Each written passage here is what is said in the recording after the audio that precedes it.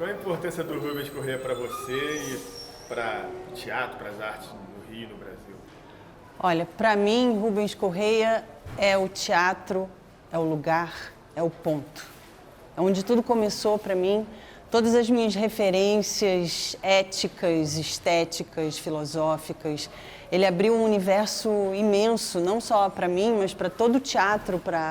Ele, com certeza, é um dos maiores artistas do Brasil. Ele merece ser muito, muito, muito lembrado, estudado e celebrado.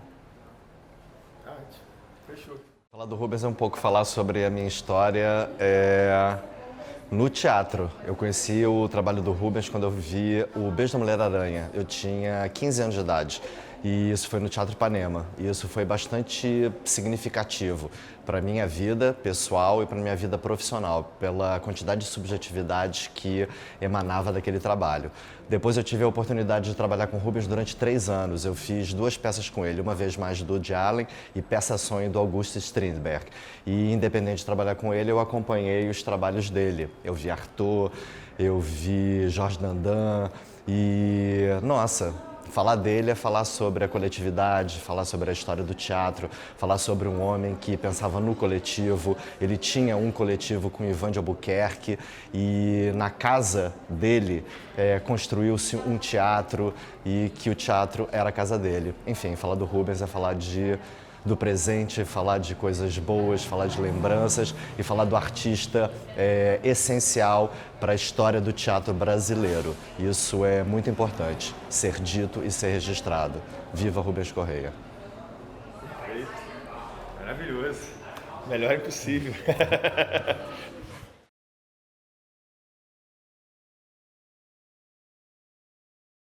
Hoje é uma homenagem ao grande Rubens Corrêa, né? A gente passou já Na Boca da Noite, do Walter Lima, que era um filme raríssimo, quase nunca visto, talvez nunca exibido nos últimos 30 anos. E agora a gente termina com o Artaud, esse vídeo ensaio do nosso grande Gilberto, que eu vou chamar aqui para você, com vocês, Gilberto!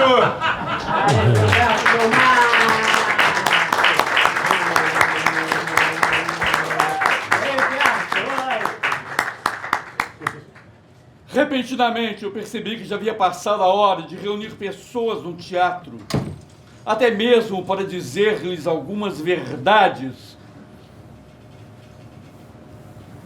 O teatro é o estado, o local, o ponto, onde podemos nos apropriar da anatomia do homem e, através dela, curar e dominar a vida. Aonde as pessoas procuram criar obras de arte, eu pretendo mostrar o meu espírito. Eu não concebo uma obra dissociada da vida.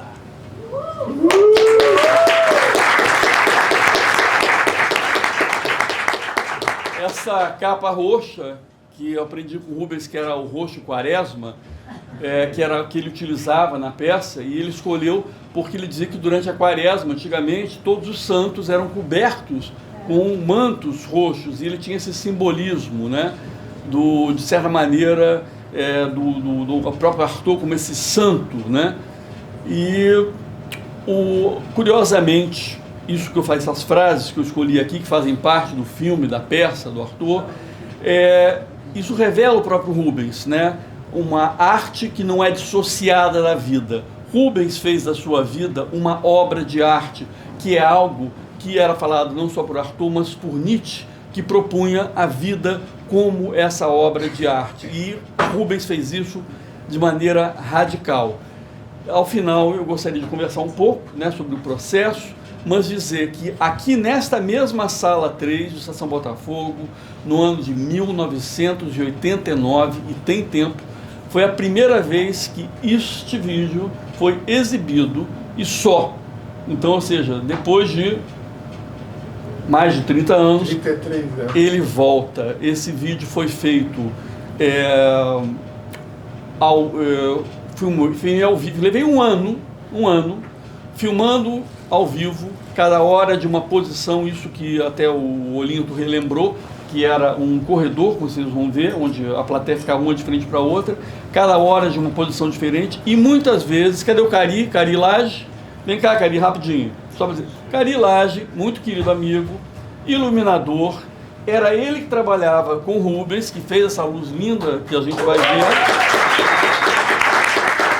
E graças à gentileza dele, porque a gente ia, para poder fazer isso, filmar só eu, o Rubens e ele iluminando para fazer as gravações. E muitas vezes a gente tinha que fazer adaptações, né, de luz, porque, claro, a câmera, principalmente naquela época, tinha um registro de luz mais eficiente, tinha que ter uma luz diferente da luz teatral. Então a gente foi tendo que fazer essa parceria maravilhosa. Então parabéns ao Cari pela luz do espetáculo, pela luz do filme e por tudo isso, para a gente hoje poder estar aqui vendo isso. É isso, gente. Obrigado.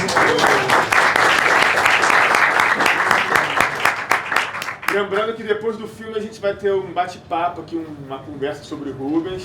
E é isso. Muito obrigado. Viva Rubens Corrêa!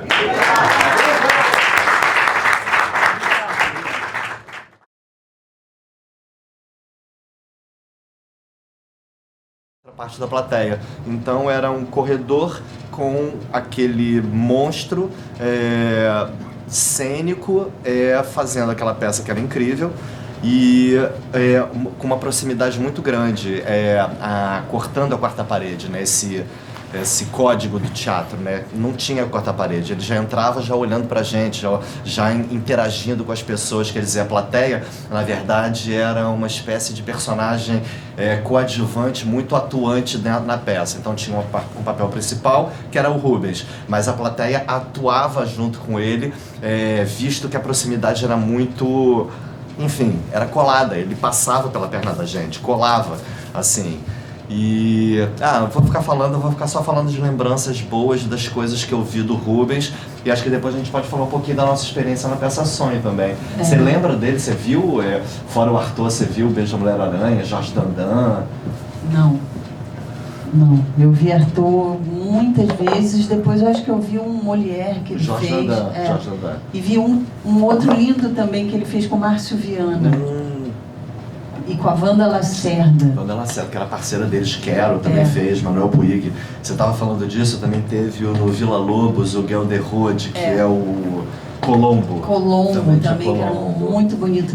Mas essa parceria dele com o Ivan é muito especial, né? E no filme dá para ver todo o jogo, a cumplicidade, a liberdade que eles tinham, né? Eu acho também, essa é uma das potências do filme.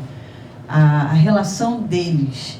E a gente também poder conhecer um pouco mais do Ivan, né? Que é sensacional, que é super interessante. Nossa, o Ivan de Albuquerque dirigiu o Rock, Hoje é Dia de Rock, que foi um dos maiores sucessos do teatro carioca. Ivan de Albuquerque, que dirigiu o Beijo da Mulher-Aranha. Diário de um Louco. Diário de um Louco, que o Rubens ganhou Molière e acho que o Ivan também foi premiado. Aliás, o Rubens ganhou praticamente todos os prêmios, né? Molière, Shell, o Governador do Estado, que é um prêmio que já não existe mais. Enfim, o Teatro Ipanema realmente foi muito reverenciado e muito importante. E também as pessoas que passaram pelo Teatro Ipanema, né? A Asdrubal trouxe trombone, os shows que o Teatro Ipanema também abraçou, Cazuza, Marina Lima, Barão Vermelho. É tão importante a gente falar sobre isso, gente. Enfim, vocês que estão escutando aqui, da gente poder compartilhar essas histórias que, principalmente hoje em dia, nesse desgoverno, que são tão apagadas, e a gente poder falar de pessoas que construíram parte da história do teatro nacional e que são pouco falados. O teatro as pessoas que fazem teatro, dança, deveriam ser realmente registrados, deveria ter registro sobre isso para que a gente pudesse reverenciar, falar, olhar, observar as escolhas que as pessoas fizeram naquela época, que tudo é escolha, né, gente? Tudo é escolha. As escolhas estéticas, as escolhas de direção, as escolhas de atuação, tudo são escolhas. E você poder falar sobre elas e refletir sobre elas, eu acho muito importante. Isso também diz muito sobre uma época, isso diz muito sobre um período, sobre sobre a política. Sim. E falando em escolhas, eu acho que o que eu posso dizer é que o Rubens foi meu primeiro mestre, né? Foi uma das primeiras pessoas que acreditou em mim. E isso tem uma importância... Eu também acredito em você. Afetiva, né, na formação. E ele teve toda a questão da formação, como a gente estava falando, né? Ele fazia aula de corpo com a dona Lourdes, ele tinha uma sacolinha de plástico. Lourdes Bastos, nome importantíssimo. Importantíssimo. Lourdes Bastos. Ele chegava com a sacolinha dele, porque ele fazia aula da dona Lourdes, a aula de voz. Toda a obra do Jung tinha um compromisso de ler. A gente estudou artes visuais. Então, a formação do ator, né, na sua plenitude, e esse compromisso em ser um artista. E eu me lembro, uma das primeiras histórias que ele contou era de um ator desempregado que estava há muito tempo sem trabalhar, e finalmente ele foi convidado para fazer uma leitura de uma super peça e trabalhar numa companhia grande. E aí eles leram o texto, e quando acabou a leitura, o ator levantou e falou: muito obrigada, eu não vou permanecer nesse elenco. Aí todo mundo: meu Deus, por quê? Ele falou: eu não acredito na sua peça. E foi embora. Então, o Rubens tinha essa questão ética, né, desse comprometimento que a gente vê em cena. Essa entrega 100%, não tem metade, né? Aquela cena dos dois se arrastando no chão ali, tem uma confiança, uma entrega total de corpo, alma, espírito, que só você vê a cumplicidade, você vê o compromisso e o prazer, né? Porque é o inferno e o paraíso.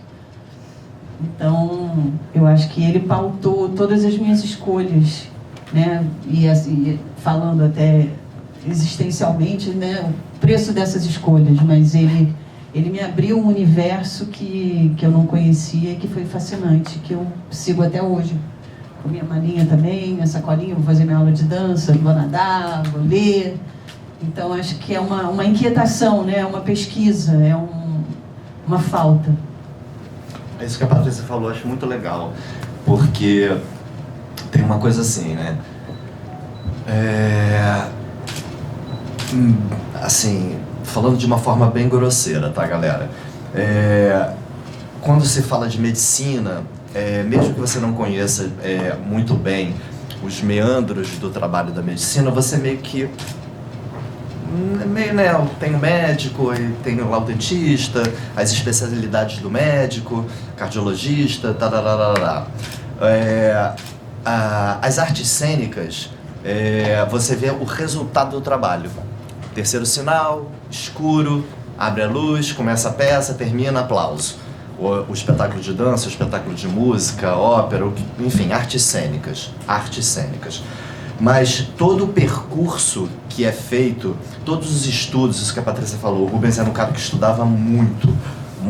Por exemplo, no filme, todo o começo do filme tem obras do Magritte. Cara, isso é um barato, sacou? De você já começar um filme com imagens de telas de um artista plástico, surrealista, aí começa o filme, você já vem embebido de subjetividades, sejam elas quais forem. E metáforas, sejam elas quais forem, das ligações e as conexões que você vai fazer com aquela obra, e cada um vai fazer a sua. Eu acho isso muito interessante também, falar sobre a especialidade e a especificidade do nosso trabalho. Outra coisa também interessante de falar do Rubens e do coletivo do Teatro Ipanema, o coletivo Rubens, Ivan e Leila, que é também o começo do teatro com a fisicalidade. Klaus Viana, que é uma pessoa importantíssima, foi a pessoa que começou, junto com o Rubens e o Ivan, a trabalharem a fisicalidade, as partituras físicas, a incorporar a dança no teatro, a fazer essa mistura, pulverizar essas fronteiras.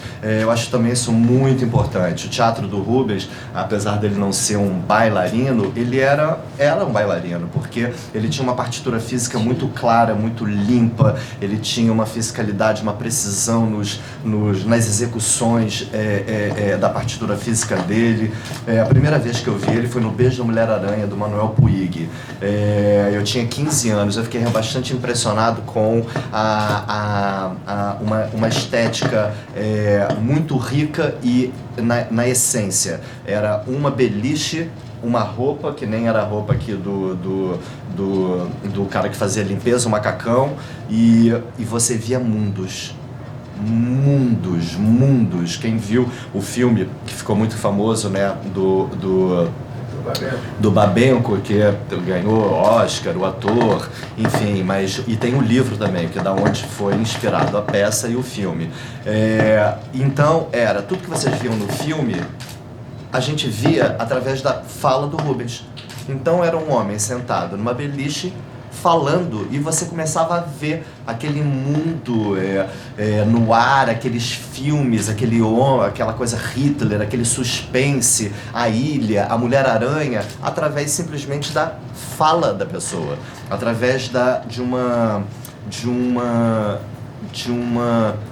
partitura vocal, de uma compreensão do texto. Se a gente falou do Klaus Viana, a gente também tem que falar da Glória Baltmiller, que era a pessoa que também fazia o trabalho de voz com eles. Então olha quantos pilares a gente está falando. Um pilar corpo, um pilar voz, o conceito de você estudar muito profundamente e com muita relevância, muita procedência, o material, o conteúdo do que você está levando à cena. E são características muito importantes do coletivo do Teatro Ipanema: comprometimento, estudo e atravessamentos com outros profissionais que colaboram para o resultado final. Quer dizer, as escrituras cênicas de todos que participam de um espetáculo são fundamentais para que o espetáculo chegue até vocês de uma forma... da melhor forma possível. Então as escrituras cênicas no teatro são muito importantes, e o Teatro Ipanema valorizava muito isso, e o Rubens também.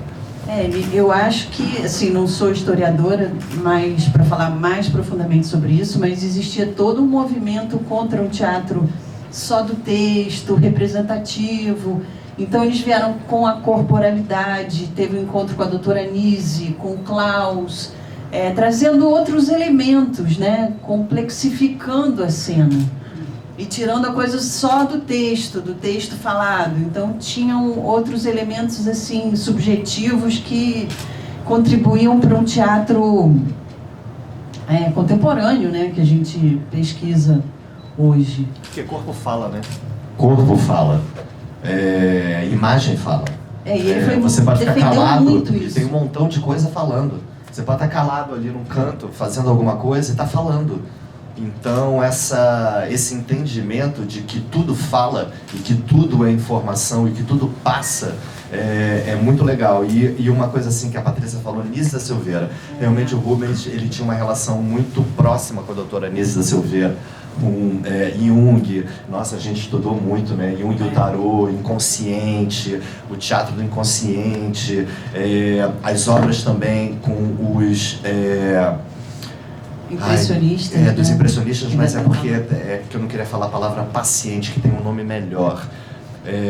E tem um nome bem específico para falar, para as pessoas que passaram pela doutora Nise da Silveira, que criaram obras, porque ela estimulava aos pacientes, tem uma palavra melhor, pena que eu não estou lembrando. Os internos? Desculpe. Os internos? Internos não tem uma palavra melhor. Eu chamava de clientes. Os clientes. Os clientes é uma palavra mais simpática. Era o nome que ela usava. Então, cliente, obrigado. Então, os clientes, ela estimulava eles através da arte e nessa terapia para atingir objetivos, aos objetivos dela, sem ser choque, sem ser violência. Então, essas obras lindas, líricas, coloridas, isso também atravessava o nosso trabalho. Eu lembro que eu vi algumas obras de alguns desses clientes da Nise da Silveira e que foi muito importante agora, já fazendo o link com Peça Sonho, porque Peça Sonho, eu e Patrícia, a gente fez um curso. Tá bom isso? Tá falhando? Vocês estão ouvindo? Tá ouvindo? Tá ouvindo? O microfone também é bom, mas... Tá, mas dá pra... Tá ouvindo. A gente fez um curso em 1987. Não sei. Mais ou menos isso. A gente fez um curso na Cal. E esse curso foi muito interessante, porque Nossa, a gente improvisava, a gente fazia umas coisas muito divertidas, ele estimulava muito isso, né? Muito, assim, eu estava contando, lembrando com o Olinto, a primeira coisa que ele falou foi: o ator tem o direito de errar. E isso dava uma liberdade para a gente de criar, de experimentar, de ser livre em cena, de estar pleno, sem ter obrigação de acertar, ou de fazer bem, ou de fazer alguma coisa. Então ele já começava o processo por aí, né? Já com essa liberdade total. E com todos esses elementos, né? do Jung, que você vê, por exemplo, muito a presença dele em cena. Ele é masculino, ele é feminino, ele é animal, ele tem o inconsciente, o consciente. Ele é Eros, Thanatos, que ele falava muito, ele é Apolíneo, ele é Dionísio, ele é milhões de bichos, a criança também, né? Esses arquétipos todos que a gente investigava com ele, mas sempre com muito trabalho, isso que o Olinto falou, né? Esses processos longos, essa imersão nesse sítio lá com o Ivan, que era um mito para mim, aquele Friburgo, o que eles faziam tanto. Então, acho que foi muito importante começar a minha vida com esse mestre. E assim, interessante, porque nesse curso na Cal, ele na época estava estudando imerso, Patrícia vai lembrar, que é o mito do Minotauro. Sim. Então ele estava estudando o mito do Minotauro. Então, e aí não só ele bebia na fonte da mitologia grega, mas também de autores contemporâneos que escreveram sobre o mito do Minotauro. Então, o curso ele já tinha essa provocação. E aí do curso, por ele ser um artista que acreditava no coletivo, ele já começou a juntar algumas pessoas do curso para fazer um trabalho. E aí da onde que nós, a gente já se conhecia antes do tablado. Também é importante falar isso, que de uma forma muito aleatória e inconsciente, a gente foi se encontrar também num lugar que valorizava o teatro do coletivo, que é a Maria Clara Machado, que ela também acreditava na escritura cênica de todos os que participavam de um processo. Ela acreditava também no jogo do coletivo. Ela também acreditava que juntos somos mais fortes. Então, Patrícia e eu, a gente já se conheceu nesse ambiente. Aí depois, fomos para Cal com o curso do Rubens. E aí, no curso do Rubens, ele já juntou pessoas para montar um texto que ele também já vinha estudando há muito tempo, que era a peça Sonho do Augusto Strindberg, que tem muito a ver com a pesquisa que ele estava fazendo do teatro do inconsciente, dos arquétipos, desse lugar onírico, né? Esse lugar do sonho. E aí nós literalmente gastamos um ano traduzindo. Nós traduzimos o texto. Tinham várias versões. A gente pegou uma versão inglesa, uma francesa. O Rubens era trilingue. Então era francesa, inglesa e a espanhol, que era mais importante, porque a espanhola era a versão do Bergman, Ingrid Bergman, que montou a peça 4 vezes na Suécia. E além de ter montado a peça 4 vezes, a obra do Strindberg, ela atravessa a obra do Bergman. Então Morangos Silvestres, o Sétimo Selo. Bem, depois do ensaio é explícito, é literalmente a peça Sonho. E o Fanny Alexander é literalmente o atravessamento da peça Sonho e o Caminho de Damasco e as outras obras do Strindberg no filme Fanny Alexander. Aliás, o filme termina com a mãe lendo um livro e a filha pergunta para a mãe: o que você está lendo? Strindberg. Ah, é o autor que não gostava de mulheres? Então ele termina. Eu estou quase tirando o microfone. É melhor falar com o microfone ou sem? Acho que vocês me escutam, né? Vocês me escutam, né? E aí, essa versão espanhola era a mais importante, porque era a versão do Bergman da peça. E detalhe, era uma versão do Bergman que ele fazia uma pequena modificação. A peça começava com, na versão nessa que nós traduzimos, e na qual o Rubens escolheu que nós montaríamos. A peça começava com o poeta e terminava com o poeta, o que na peça original não é. Ele fez uma pequena mudança, mantendo a estrutura, todos os personagens, toda a trajetória de Agnes, que era o personagem principal que a Patrícia fazia, que era a trajetória de Agnes à Terra. E aí Agnes, filha de Deus Indra, que é da cosmogonia védica. Então, quer dizer, o Strindberg também tinha todo um atravessamento em cima da pesquisa dele, de arquétipos, da cosmogonia védica e também do inconsciente, de falar sobre o sonho, tanto que o nome da peça é Peça Sonho. E essa tradução é nossa, eu tenho muito orgulho disso, porque a peça é conhecida como O Sonho, e a nossa tradução nós traduzimos como Peça Sonho. E então essa tradução espanhola, ela era muito importante, foi fulcral por conta disso, porque era a versão original do texto do Strindberg, porém com uma pequena adaptação que o Bergman fez na sua última versão, quando ele montou pela última vez a Peça Sonho na Suécia. E também é muito importante lembrar como ele era generoso, né, com a gente.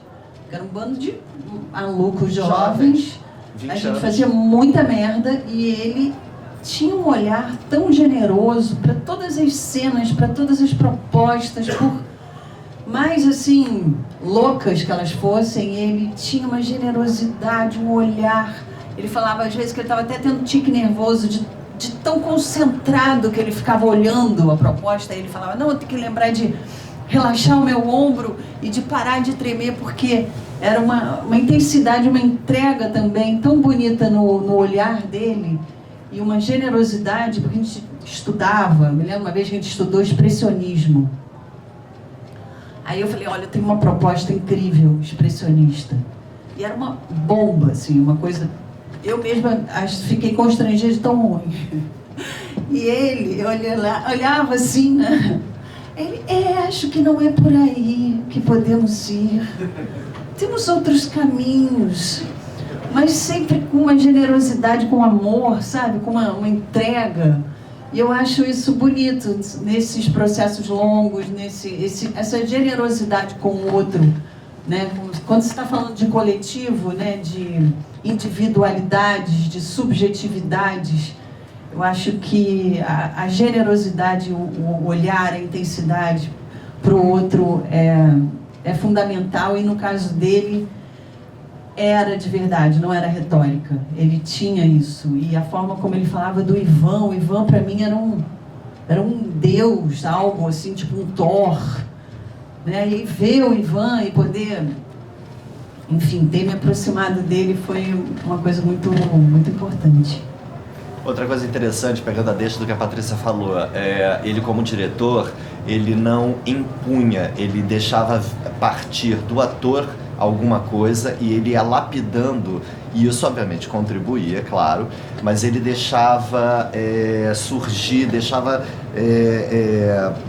você livre, como a Patrícia falou, e a partir das ideias, das suas propostas, ele ia lapidando essa ideia até chegar na essência. E o que a Patrícia falou também do expressionismo, também pegar a deixa, a gente na peça, a gente estudou muito a obra do Munch. Então é o Grito do Munch, que é um quadro, referência da pintura expressionista, e também deixar ressaltado, pelo visto já temos que acabar, que o trabalhar com Rubens Correia é você ser atravessado por várias inspirações, sejam elas da música. Lembra também que ele queria uma área da Maria Cala cantando, qual é o que cortou a cabeça do... ela cortou Sansão e Dalila.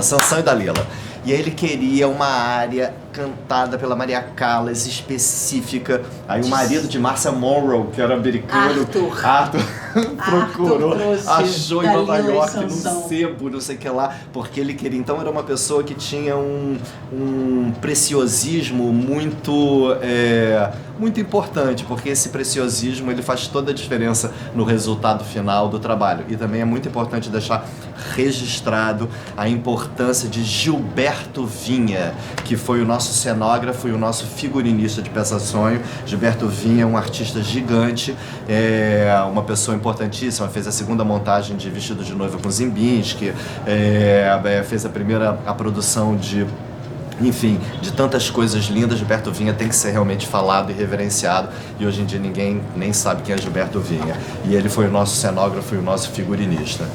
Enfim, é isso. Viva Rubens! Queria agradecer aí, pô, maravilhoso, fala de vocês. Obrigado pela oportunidade que você está dando pra gente. Uma honra. E chamar você para participar mais do cinema aqui. E tem um espaço da Lapa maravilhoso, a Companhia dos Atores também. Sim, um espaço novo. sim. Tem peças, tem cinema, tem pesquisa. Sim, espaço da Companhia dos Atores. Isso aí. Maravilhoso. Obrigado, gente. Você está convidado para a próxima sessão, que vai começar daqui a pouquinho, do Arthur, ainda não começou. Ainda vai começar.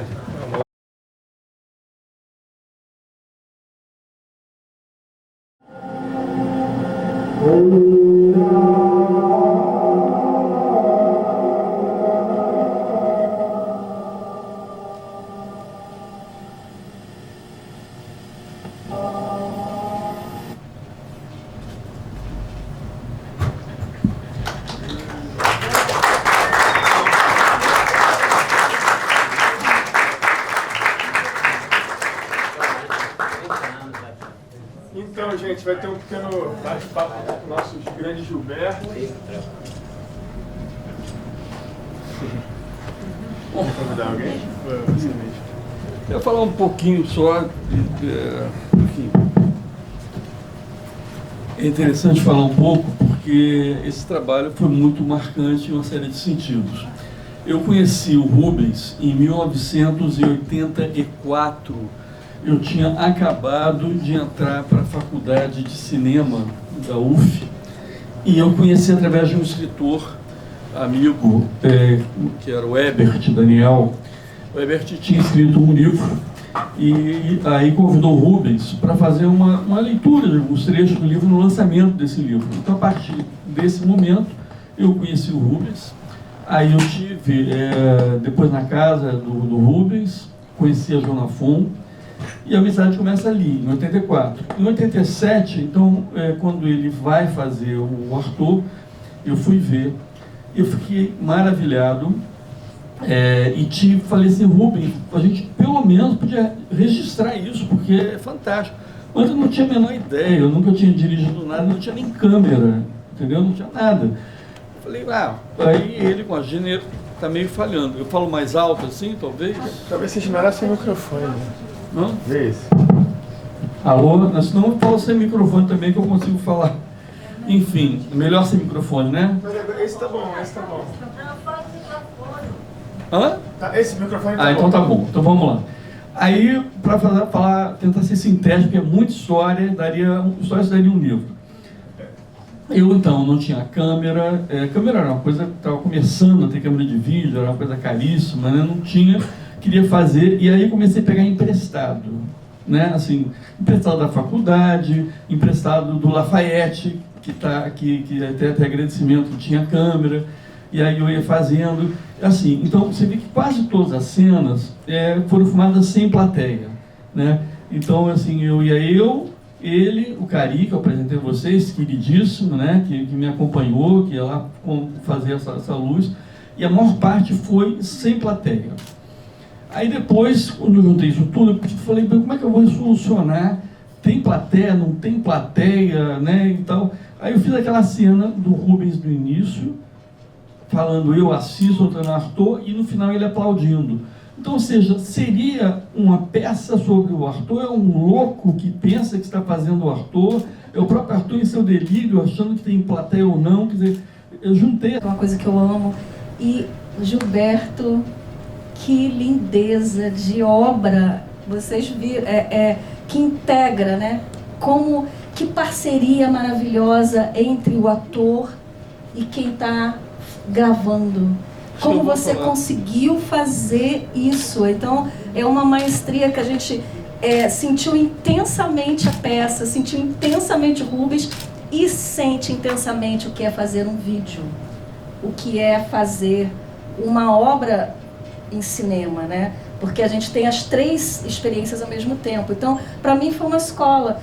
Dizem que assim, melhor do que fazer uma faculdade de psicologia, é melhor ler a obra do Dostoiévski.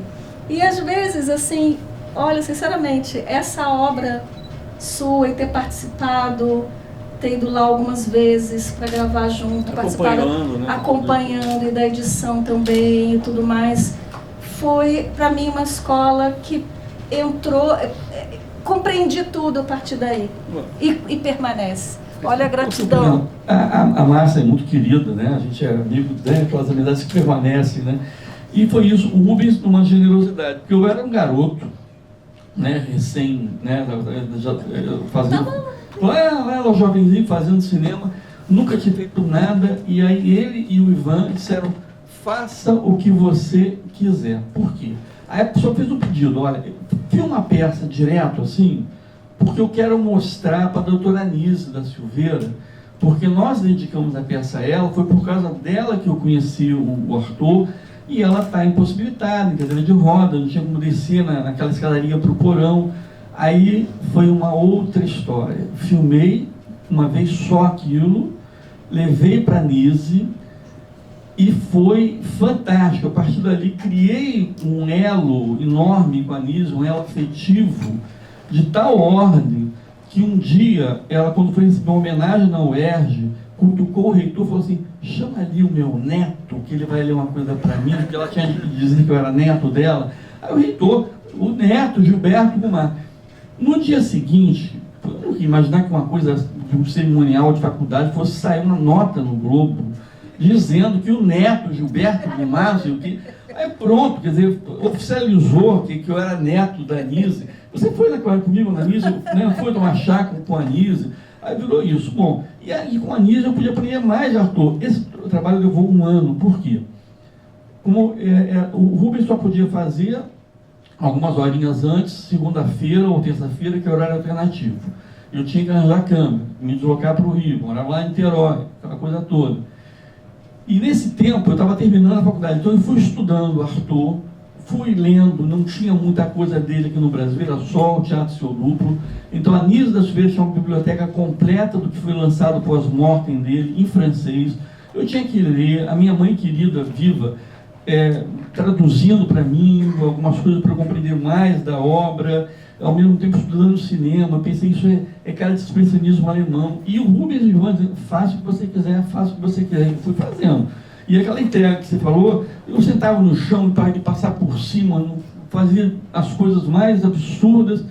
E aí um dia eu perguntei, quando terminou Rubens, qual é a cena, o que você mais gosta? Aquele momento que eu viro para você, eu era bem jovenzinho, me coloquei na plateia, para pedir para o meu amigo lá ficar do outro lado para filmar, para eu aparecer assim brevemente, quando ele vira e fala: você me coloca diante do melhor e do pior de mim mesmo. Eu perguntei por quê? Porque esse é o papel do diretor, ele coloca o ator diante do melhor e do pior dele mesmo, tanto como técnica, como ser humano.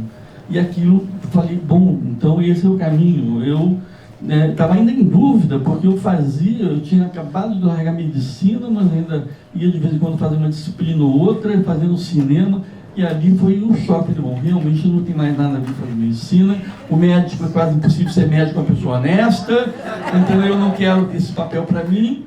Pronto, larguei, foi uma loucura, né, aquela coisa toda, e fui fazer. Mas então essa história tem muito o que contar. Se vocês quiserem saber um pouco mais, no site, que é fácil, porque é o meu nome, Goma, né? Goma, Goma.art, sem o art, né? Aí ali tem uma série de coisas, e um dos itens é justamente o Arthur. Então ali eu falo sobre o processo de criação, estética, eu falo uma série de coisas e tudo, né? E inclusive vocês vão poder ver esse vídeo disponibilizado lá, né? Então, né, eu resolvi fazer isso, assim, porque é uma obra que não dá para ficar trancada, né? As pessoas têm que conhecer. Então, Goma, meu nome, .art. E procura lá que vai ver outras coisas que eu fiz e tal. Não tem isso lá. Se alguém quiser seguir também esse nome, Gilberto Goma, não me estranhe isso. Não tem outro, né, no planeta. Se tivesse, eu mudava de planeta. Mas aí também vai achar no Instagram, etc, etc. É isso, gente. A experiência é isso de um homem maravilhoso como Rubens, né, com a generosidade de dizer para um menino, né, porque era, né, fomos um dia, né, um menino, dizer assim, faça o que você quiser e ter essa confiança de entregar. Tem muitas cenas que tem aqui que não tinha na peça, em termos de enquadramento, isso é maior, textos modificados, uma coisa diferente. Eu inventava, descobri que o porão era embaixo da plateia, tinha uma tampinha que abria, aí que dava para filmar lá embaixo, aí que eu fiz um contra-plongé. Então, assim, foi um aprendizado, né? Assim, fazendo, né? Com mestres maravilhosos. É isso, não tem muito o que dizer. Que, assim, a relação de Rubens com Nise que é importante. A Nise, inclusive, qual é a relação de Nise com Arthur? A Nise, um dia, ela viu uma frase de Arthur, assim, casualmente, abrindo um livro num sebo.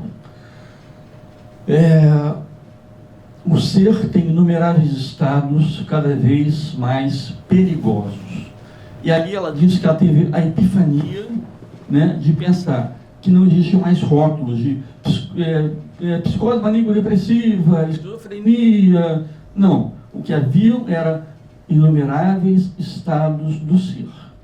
E foi assim que ela começou a despertar para todo esse trabalho maravilhoso que ela fez de antipsiquiatria, etc, etc.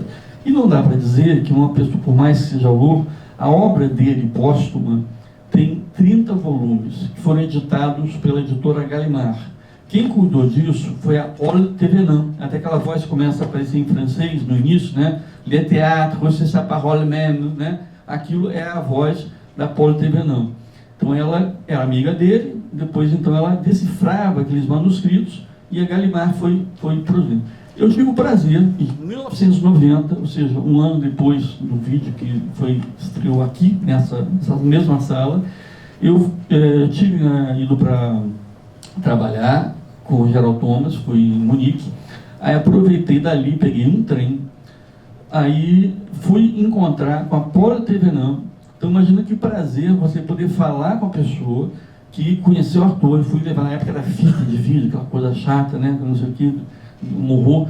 Então, para a Paul, e conversamos muito, né, e eu tenho inclusive essa conversa registrada, né, gravada, que eu depois transcrevi, traduzi, falando que então, foi assim, um banho, né, de arthuriano, de aprender mais ainda, uma emoção, ou seja, como abriu isso. E assim como você, Arthur, né, Rubens, foram esse grande portal para compreender o que é ser artista. E essa coisa que eu tento, ou seja, vida e arte se misturando, sabe? A minha vida ser uma expressão da minha arte e vice-versa, sabe?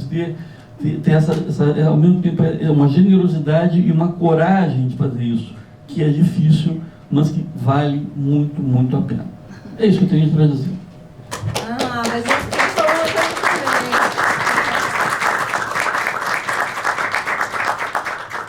Todas as palmas para você, Gilberto. Nossa, muito gratidão por essa obra. E assim, tem uma coisa que é importante eu compartilhar contigo, tem várias sincronicidades, né? Eu convivi com a minha mãe desde os 5 anos de idade com questões psiquiátricas. E eu tive que viver a minha vida toda querendo salvar essa mãe e convivendo com essas questões. Hoje ela já é falecida. E assim, é incrível como a arte, ela me salvou, me salva, me salvará, porque a arte, ou qualquer lugar que a gente possa se expressar essencialmente com liberdade, porque quando a gente está colocando nossa alma com pessoas incríveis, simplesmente dando liberdade para a gente se expressar, é a própria cura, é a própria revolução, é do que a gente está precisando, né? Liberdade e se expressar sua natureza, né? Para revolucionar essa sociedade aí. E todos os aplausos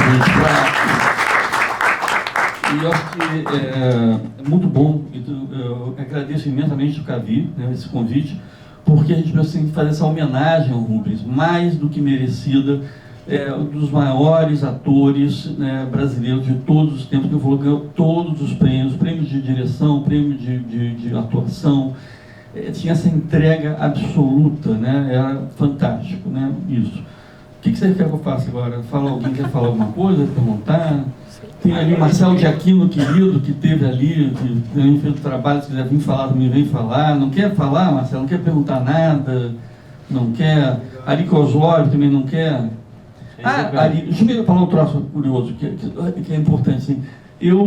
Essa coisa de falar do Rubens, né, nesse curso que ele fez na Cal, que alguns de vocês fizeram, foi a Patrícia, né? Ele trabalhava muito com essa questão do Jung. E Maria Padilha, querida, vem cá, não, você tem que vir aqui falar. Ah, meu Deus, Ivone Hoffmann, vem cá, gente, vocês têm muito mais experiência. Não, agora tem que convocar, fala um pouquinho do Rubens. Ele não fala mais nada. A homenagem para o Rubens, gente, chega, falei muito, vamos lá. Falei vocês aqui. A grande, maravilhosa Ivone Hoffmann, que delícia a sua presença. Então vocês conviveram com o Rubens como atrizes e tem uma experiência muito maior. Vamos lá. Olha, eu assistindo aqui, para mim, foi uma vertigem. Foi assim que eu me senti. E eu trabalhei muito com Rubens, né, desde Marassade, em 1967.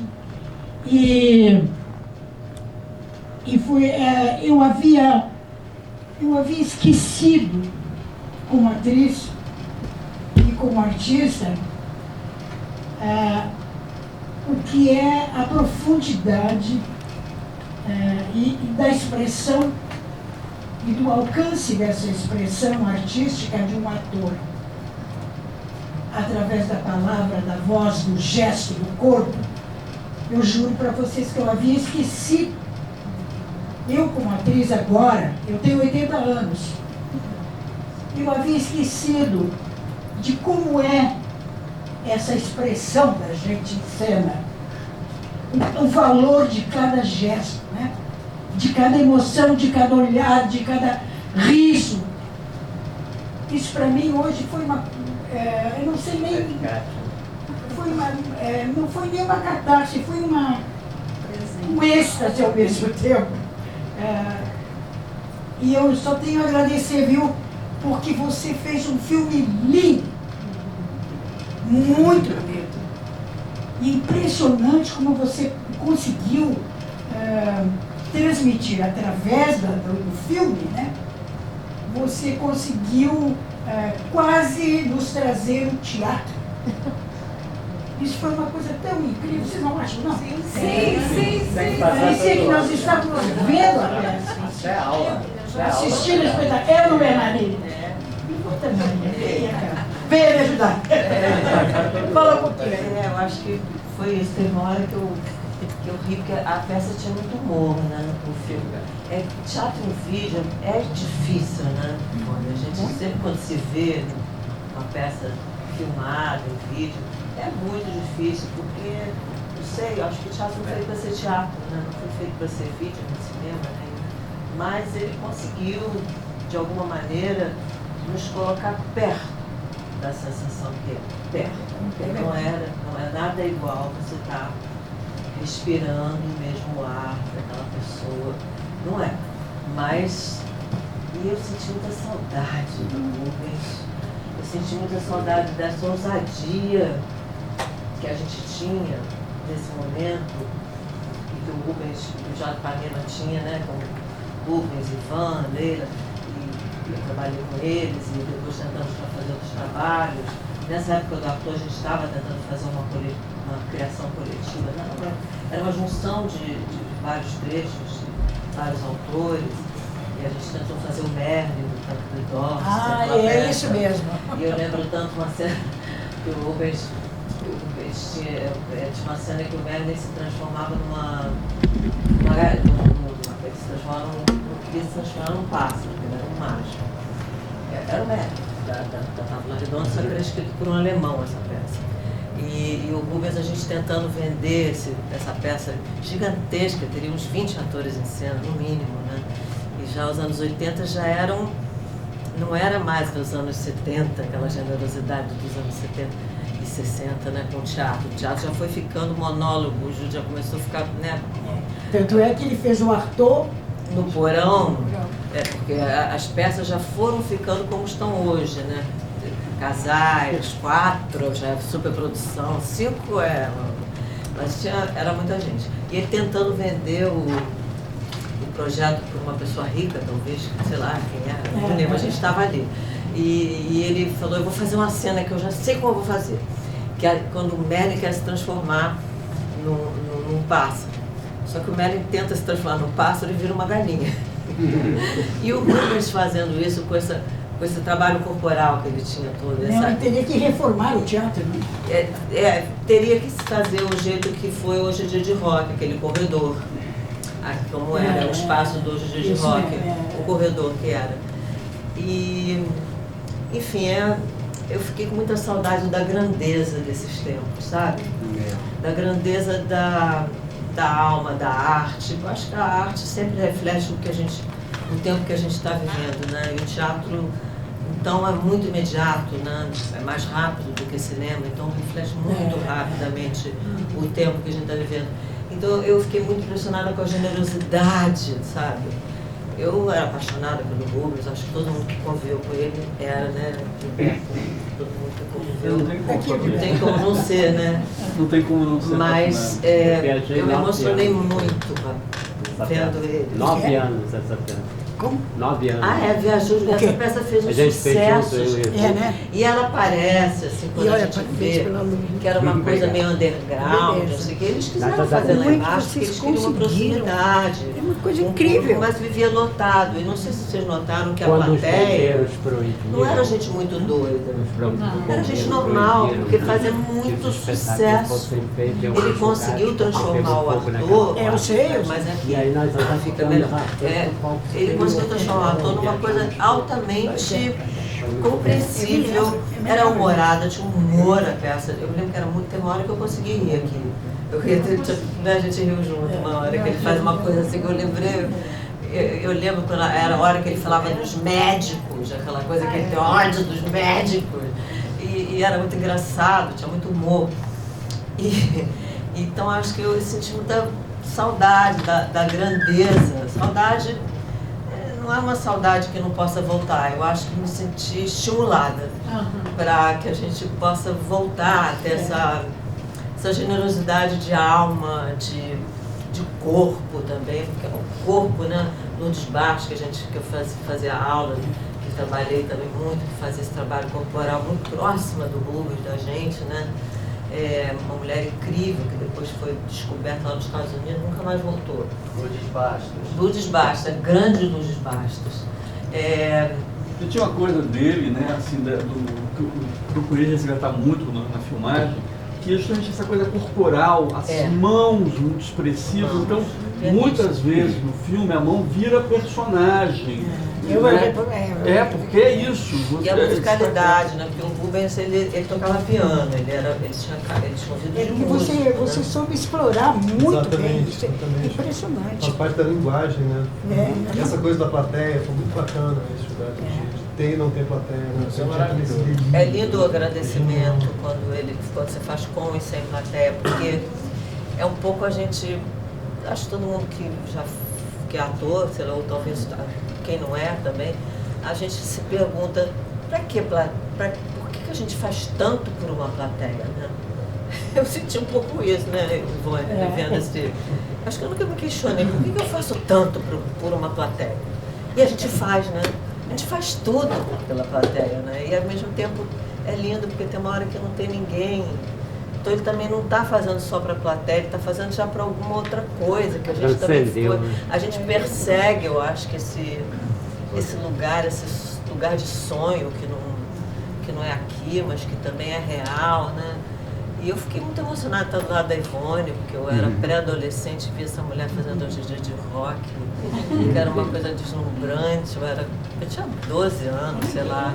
Eu vi você fazendo. E quando eu comecei a trabalhar no Ipanema, a Ivone era uma lenda. Eles contavam as histórias da Ivone, da vida dela. Eu lembro que ela um dia foi assistir a peça que a gente fazia, que era do Manuel Puig, outro grande cara, né, que se foi.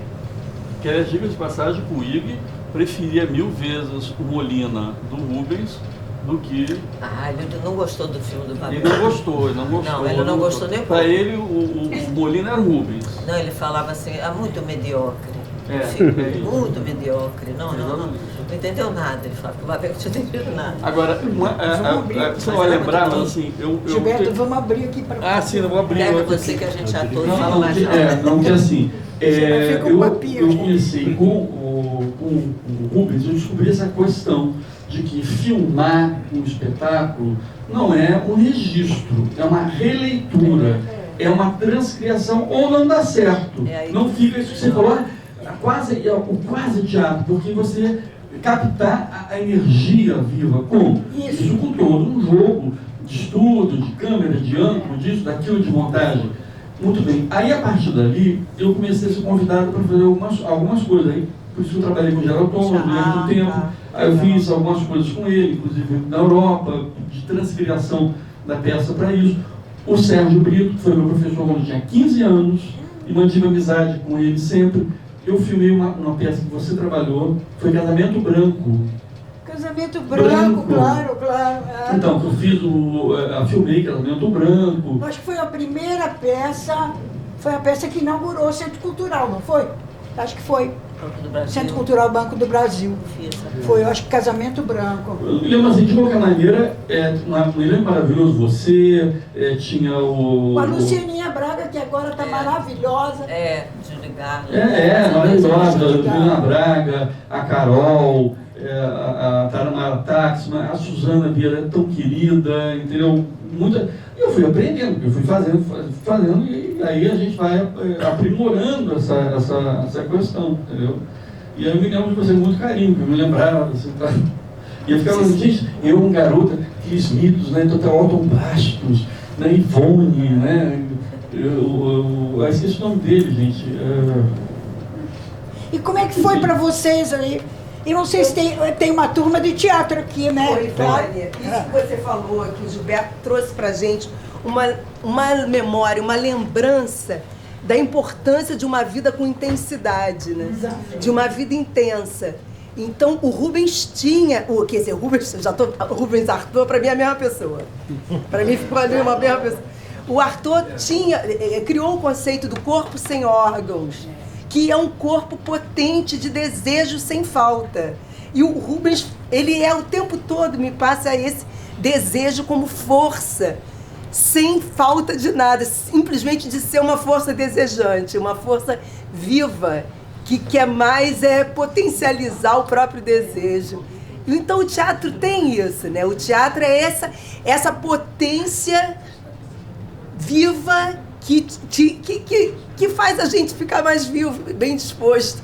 Enfim, eu senti essa volta da intensidade. Tá tudo muito morno, muito mortífero e morno. Então a intensidade pulsa e dá vontade de fazer vida, de criar existência. Foi isso que eu te falei, né? Que o filme nos arremeteu, né? Para menos a mim, né? Porque me fez reviver, né? E relembrar o que é realmente a expressão cênica de um ator. Sim, porque o Rubens, você falou Rubens ator, o Rubens não tinha nada a ver com ator. Você conheceu, né? O Rubens era um cara, né, um gentleman, um príncipe, um homem inteligente, super cerebral, não era nada possuído. É porque a gente acredita que o Arthur ele como o homem da mulher, o beijo da Mulher-Aranha. O beijo da Mulher-Aranha também, ele fica Molina. A gente vai com fé no que ele está fazendo. E eu acho que esse filme me trouxe a lembrança dessa generosidade com a arte mesmo, sabe? Que existia mais, talvez, né, Ari? Que a gente ainda tem, né, Ari? A gente ainda tem, mas a gente às vezes não encontra o espaço. E às vezes as palavras do Arthur, por ter sido um homem genial e por ter sabido formular toda essa coisa do teatro, que a gente não tem talvez essas palavras, eu não sou uma teórica, mas ele nos sacode um pouco para isso também. E o Rubens tem muita propriedade, né? Porque ele era um cara que era realmente muito grande, né? Ele era gigante. Ele falava um tipo de ator que não se encontra mais. Se encontra, né? Totalmente dedicado àquilo, né? Ele, ao teatro. Ele teve experiências no cinema e na televisão também. Eu tive a felicidade de ter dirigido ele num episódio de um seriado na televisão. E o comportamento dele era totalmente diferenciado, né? Ele não se comportava aquele ator que uma hora antes já estava pronto, com o texto totalmente decorado e fazendo perguntas, querendo saber como fazer. Eu comecei a trabalhar quando eu tinha 22 anos, ele podia ter me tratado como uma pichota chata. Nada, me tratavam de igual para igual. Era uma coisa. Como você comigo, é mesmo. E eu ia contar uma história pitoresca, porque teve uma época que ele estava fazendo Arthur, que ele Esse é um grande barato do filme, que eu acho que ele capta a essência do Rubens. Sim, ator, eu senti uma saudade do Rubens. A associação dele com o Arthur é absolutamente perfeita, né? Porque, embora o Arthur fosse totalmente maluco, mas o Rubens entrou num barato em relação ao... Ele entrou. Teve uma hora que ele aconteceu uma coisa muito doida, cara. Ele me ligou um dia e falou assim: Maria, eu tô achando que esse Arthur... Eu nunca disse nessas coisas, ele não era nada místico, mas eu tô achando que tá prejudicando minha vida, ele tá meio encostado em mim, parece um espírito. Eu não acredito nessas coisas. Mas você conhece algum pai de santo? Aí eu falei, olha, não conheço, mas fui pesquisar, né? E eu, na época, eu era casada com o Geraldo Carneiro, que tinha um pai de santo na Penha, que ele acreditava muito. Então eu fui levar o Rubens, e a gente foi conversando no caminho, ele falou assim: Maria, tá insuportável. Porque assim, se eu convivesse na época do Arthur, eu não ia querer ser amigo do Arthur. O Arthur devia ser um chato. Ele é muito bom como personagem, mas eu não queria ser amigo do Arthur. Aí a gente chegou o pai de santo criava pássaros e cachorros. Tinha um canil e araras. Quando a gente chegou na porta, os cachorros e as araras parecia que Aí eu falei assim, acho que o Arthur tá aí mesmo. Aí ele foi lá, botou umas ervas, deu uns banhos no Rubens. Pelo menos efeito psicológico teve, porque acho que ele ficou mais calmo.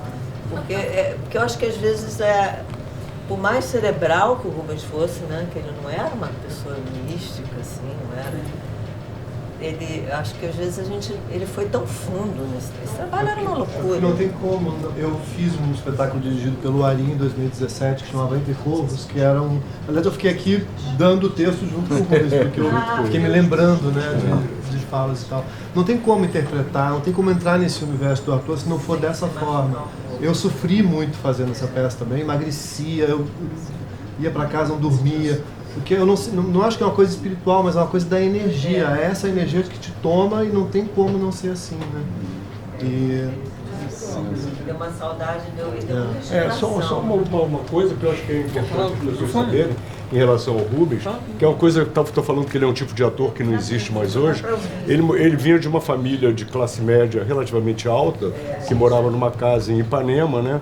E até que chegou um momento em que a família resolveu vender a casa. E ele falou, tudo bem, vamos vender a casa, vamos construir um prédio? Tudo bem, construam, mas desde que tenha um teatro embaixo. Eu acho, cara, você consegue imaginar isso, e foi o que aconteceu. Construíram um prédio onde está hoje o Teatro Ipanema, embaixo, né? Isso eu acho fantástico. Que é coisa super simbólica, né? Que é a coisa que o Gaston Bachelard fala, né? A casa, na verdade, como uma extensão do eu, né? Essa questão, o Bachelard fala isso, o próprio Jung falava também essa questão, né? A casa é o seu self, né? É o símbolo, né? O teatro é o lugar, é o estado. O teatro é o lugar, o estado, o lugar, o ponto onde podemos nos apropriar da anatomia do homem, né? É engraçado que eu tenho texto dessa peça decorado, é impressionante, porque de tanto filmar e editar, né? Isso, olha, passou 30 anos, mas eu consigo, a coisa vem. É uma coisa impressionante, a coisa fica impregnada, não tem como, é um texto potente, a interpretação. Ah, eu tinha 25. Foi 88, né? Anos, olha que 25, coisa não, 25. fantástica. 88. É. O ano foi 88. Enfim, É. isso eu sou péssimo com datas, mas enfim, eu me sentia muito mais jovem ainda, porque perdido, né? Era um menino, né? E muito perdido. Enfim, mas o que eu queria falar é o seguinte, que o Rubens como tinha essa coisa muito junguiana, ele anotava os sonhos dele. Ele tinha um diário de sonhos. Então, durante o processo do Arthur, ele foi anotando os sonhos, né? E esses sonhos eram muitas vezes reveladores para coisas que ele iria fazer em cena, de construções de personagens que ele ia fazer, de movimentos de mão, ele anotou tudo. E eu também sempre gostei de sonho. Eu me lembro de um sonho que eu tive durante a realização do vídeo. Que esse sonho até hoje é tão nítido que parece real. Estava eu andando numa estrada, de um lado tinha o Rubens, mas o Rubens Arthur, porque ele estava de preto, com manto, com cajado, era uma mistura. E desse outro lado a Nise da Silveira, que não estava em cadeira de rodas, andando normalmente, aqui a Nise e tal. E aí, nessa estrada, de repente, ela é interrompida por uma coroa de espinhos, tipo aquelas plantas espinosas. E aí, o Rubens via uma multidão de gente atrás, né? E aí, ele levanta o cajado, aquela multidão de espinhos, ela se arrebenta, salta para os lados e vira rama de mandioca, sabe lá por quê? Ou seja, uma enorme plantação de alimento. Quer dizer, o espinho, né, eu interpretei isso, virando a dor, né, se transmutando em alimento. No final da estrada, um lago, né, onde as pessoas iam mergulhar como se estivessem se batizando pelo Arthur, pelo Rubens. É impressionante. Aquilo ficou na minha cabeça até hoje, assim, sabe? Aí eu fiz essa coisa, é isso, a arte transmutando a dor, né, no alimento, em alguma coisa que cura, nesse batismo que nos faz renascer. E aí eu tive conclusão, eu sou artista, realmente não vou ser médico, porque médico não é uma pessoa honesta, não quero. Gente, muito obrigado. Uma honra aí passar o seu filme falando. Queria só lembrar que nessa sala aqui ficou em cartaz durante um ano o filme Imagens do Inconsciente, da Silveira do Leão Risman. Ficou passando em 16mm, foi um fenômeno aqui no Estação, foi nessa sala aqui. Nise está aqui presente também, junto com o Arthur. Sim, também. Valeu, gente, muito obrigado aí, até a próxima. Valeu, Marcelo, valeu, Cássio, valeu, Gilberto, valeu todo mundo, foi lindo. Vai estar lá no YouTube, né?